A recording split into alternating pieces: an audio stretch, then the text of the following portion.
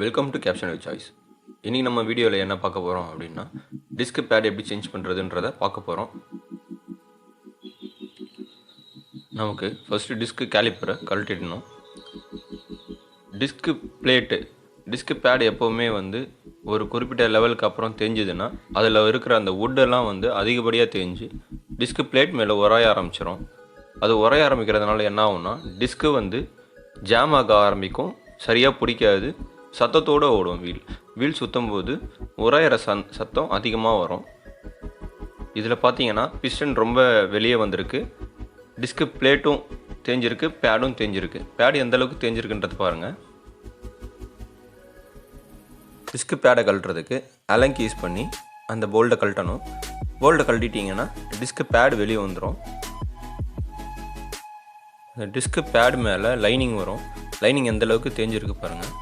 அது தேஞ்சி அந்த இரும்புலேயே ஓடி இருக்குது. அதனால் டிஸ்க்கு பிளேட்டும் இதனால் என்ன ஆகும்னா பிரச்சனையாகிடும். டிஸ்க்கு பிளேட்டும் தேய ஆரம்பிச்சிடும். டிஸ்க் யூனிட்டில் வர இந்த மூவபிள் இதை கழட்டணும். இது உள்ளேயும் வெளியும் மூவ் ஆகிட்டு இருக்கும். உங்களுக்கு இது ஜாம் ஆயிடுச்சுன்னா கூட டிஸ்க்கு பேடு நல்லாவே இருந்தாலும் வீல் ஜாம் ஆகும்.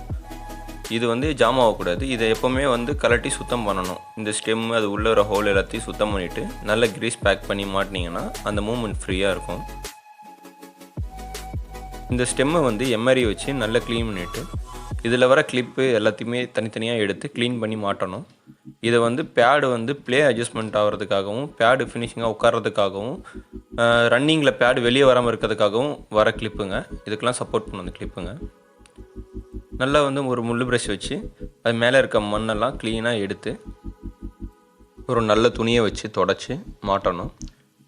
அந்த ஹோலு ஸ்டெம்மு எல்லாத்தையுமே க்ளீனாக ரப் பண்ணிவிட்டு ஒரு எம்ஆர்ஐ ஷீட்டை வச்சோ முள்ளு ப்ரஷ் வச்சோ ரப் பண்ணிவிட்டு கொஞ்சம் க்ளீனாக மாட்டினோம் அப்படின்னா அதோடைய ஃபங்க்ஷன்ஸ் கொஞ்சம் ஃப்ரீயாக இருக்கும்.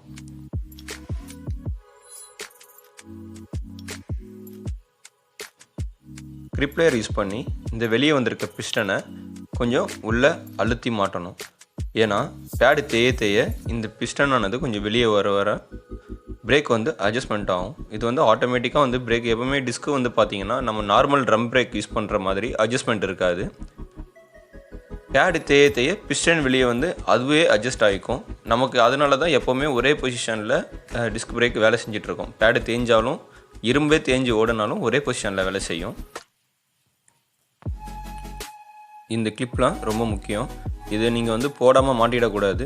இந்த கிளிப்பு இல்லை அப்படின்னா டிஸ்க்கு ஃபெயிலியர் ஆகிறதுக்கான வாய்ப்பு நிறையவே இருக்குது.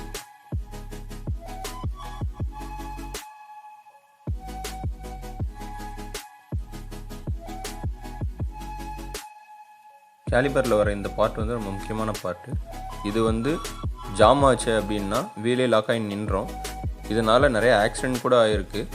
ஸோ இது கொஞ்சம் நல்லா சுத்தமாக க்ளீன் பண்ணி இந்த மூவிங் பார்த்திங்கன்னா அதில் கேலிப்பரில் ஃப்ரீயாக இருக்கிற மாதிரி நம்ம ரெடி பண்ணி போட்டுறணும்.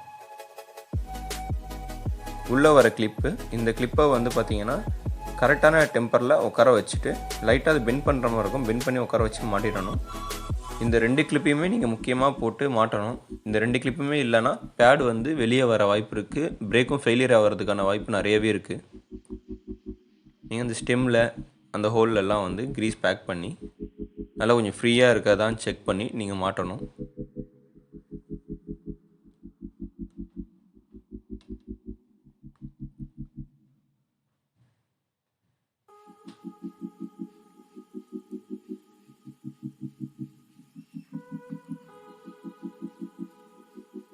டிஸ்கை மாட்டிய பிறகு கிளிப்பெல்லாம் கொஞ்சம் கரெக்டாக ப்ராப்பராக மாட்டி செக் பண்ணிடணும். இந்த புது பேடுக்கும் பழைய பேடுக்கும் உள்ள வித்தியாசத்தை பாருங்கள். பழைய பேடில் ஓடுனால டிஸ்க்கு பிளேட் லைன் ஃபார்ம் ஆகி கொஞ்சம் தேஞ்சிருக்கு. ஸோ நம்ம டிஸ்க்கு பேடு எப்போவுமே கரெக்டாக அதனால தான் செக் பண்ணி மாற்ற வேண்டியது இருக்கும். இல்லைனா நமக்கு செலவு அதிகமாக வச்சிடும். டிஸ்க்கு பேடு உட்கார வைக்கும்போது கரெக்டாக அந்த கிளிப்லலாம் உட்காந்துருக்கான்றதை பார்த்து ப்ராப்பராக உட்கார வைங்க. கிராஸாக உட்கார வச்சாலும் டிஸ்க்கு பிளேட்டில் இந்த யூனிட் போய் உட்காராது. இந்த அலங்கி போல்டை நல்லா ஒரு ஆக்ஷன் பிளேடோ எம்ஆர்ஐ வச்சு நல்லா க்ளீன் பண்ணிவிட்டு அதில் ஃப்ரீயாக இருக்க மாதிரி போட்டு நல்லா டைட் பண்ணிவிடுங்க. டிஸ்க் யூனிட்டில் வர ஒவ்வொரு பொருளுமே நல்லா சுத்தமாக இருக்கணும். ஏன்னா ஒவ்வொரு பொருளும் ஒரு வேலை செய்யும். இந்த 2 போல்டையும் நல்லா ஃபுல் டைட் பண்ணிவிடுங்க. பண்ணிவிட்டு டிஸ்க்கு வந்து கொஞ்சம் லிவரை பம்ப் பண்ணிங்க அப்படின்னா வேலை செய்ய ஆரம்பிச்சிடும். அது ப்ராப்பராக வேலை செய்தான்றதை வீலை சுற்றி நீங்கள் ஒரு தடவை பிரேக் அப்ளை பண்ணி பார்த்துக்கோங்க. இது நல்லா ப்ராப்பராக வேலை செய்யுது. ஒரு வேலை ப்ராப்பராக வேலை செய்யலை அப்படின்னா இந்த ஏர் நிப்பில் நீங்கள் நல்லா பம்ப் பண்ணி லூஸ் பண்ணி டைட் பண்ணிங்க அப்படின்னா உள்ளே இருக்க ஏர் ரிலீஸ் ஆகிடும். இந்த வீடியோ உங்களுக்கு யூஸ்ஃபுல்லாக இருக்கும்னு நான் நம்புகிறேன். Thank you friends.